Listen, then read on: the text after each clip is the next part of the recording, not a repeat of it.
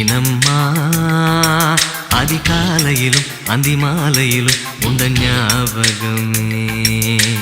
அம்மம்மா முதல் பார்வையிலே சொன்ன வார்த்தையெல்லாம் ஒரு காவியமே. சின்ன சின்ன ஊடல்களும் சின்ன சின்ன மோதல்களும் மின்னல் போல வந்து வந்து போகும். மோதல் வந்து ஊடல் வந்து முட்டிக்கொண்ட போதும் இங்கு காதல் மட்டும் காயமின்றி வாழும். இது மாதங்கள் நாட்கள் செல்ல நிறம் மாறிடும் பூக்கள் அல்ல. மீனம்மா அதிகாலையிலும் அந்தி மாலையிலும் உந்த ஞாபகமே.